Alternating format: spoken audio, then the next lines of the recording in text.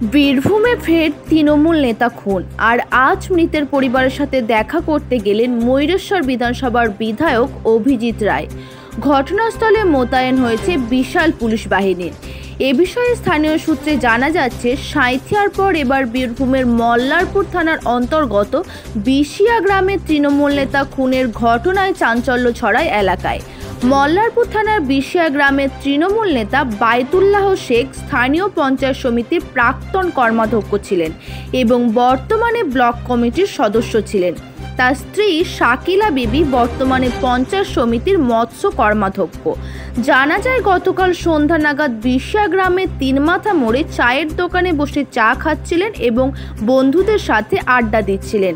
ঠিক সেই মুহূর্তেই দুষ্কৃতীরা চড়াও হয় তার উপর।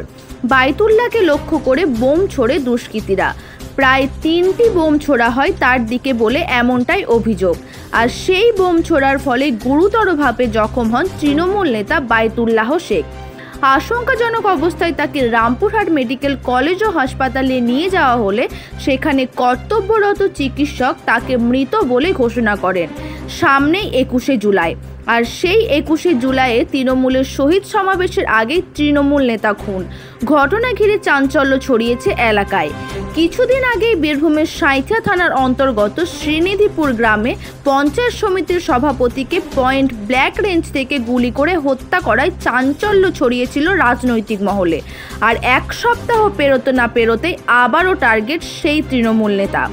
বোম মেরে খুন করা হয় বীরভূমের মল্লারপুর থানার অন্তর্গত বিশিয়া গ্রামের স্থানীয় গ্রাম পঞ্চায়েতের প্রাক্তন কর্মাধ্যক্ষ বায়তুল্লাহ শেখকে।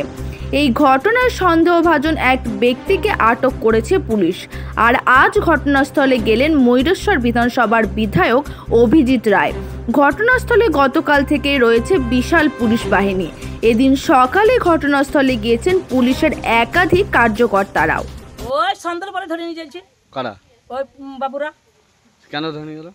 ধরে নিয়ে যাচ্ছে ওই যে কালকে ভুঁই নাঙ্গল দিয়েছে আর মেরেছে, তার লেগে সন্ধ্যাকে ধরেছে। এটা বুঝতে পারছি, এটা রাজনৈতিক প্রতিহিংসার জন্য জিনিসটা করেছে। এটা কি কোথাও গোষ্ঠীদ্বন্দ্বের কথা? যেটা গোষ্ঠীদ্বন্দ্ব ময়ূরেশ্বর 1 নম্বর বিধানসভা থেকে হয়। কারা মারলো? কারা মেরেছে তার তো পুলিশ ইনভেস্টিগেশন করছে। কিন্তু যাকে ধরে নিয়ে গেছে সে কি আপনাদের লোক? আমার না, আমাদের কোনো লোক এখন ধরা পড়েনি। তার পরিবার তো বলছে সে তৃণমূল করে এবং তার আত্মীয় জমি জায়গা সংশোধন নিয়ে একটা সমস্যা হচ্ছে। না, এটা পরিবার কি বলেছে আমার জানা নেই, তবে আমি যেটুকু সকালে খবর পেয়েছি তাতে এটা নয়। পুলিশ সাসপেক্ট হিসাবে ধরেছে। এখন যদি সে দোষী হয় তার ব্যবস্থা। আইন শৃঙ্খলা কোনো প্রশ্ন নয়। ঘটনা হচ্ছে যে দুষ্কৃতীরা কখন কাজে তাকে অ্যাটাক করবে সেটা তো প্রশাসন সবসময় তাদের পিছনে থাকতে পারে না। প্রশাসন সজাগ আছে। যে সমস্ত দুষ্কৃতী মহোৎসব আমার ব্লকে যে 2-1টা খুন হয়েছে, প্রশাসন তৎপরতার সঙ্গে সেগুলোকে অ্যারেস্ট করেছে। আশা করি এটাও অ্যারেস্ট হয়ে যাবে। দাদা, বিরোধীরা বলছে তৃণমূলের অন্তর্কলহ গোষ্ঠীদ্বন্দ্বের কারণে। বিরোধীরা কি বললো না সেটা নিয়ে আমাদের কোনো মাথা ব্যথা নেই। আমরা যেটুকু জানি আমরা সেটুকুনি আপনাদেরকে বললাম, এবং যেটা বাস্তব সেটার সঙ্গেই আমরা লড়ছি, এবং আশা করি খুব তাড়াতাড়ি আসামি ধরা পড়বে, প্রকৃত তথ্যটা জানা যাবে।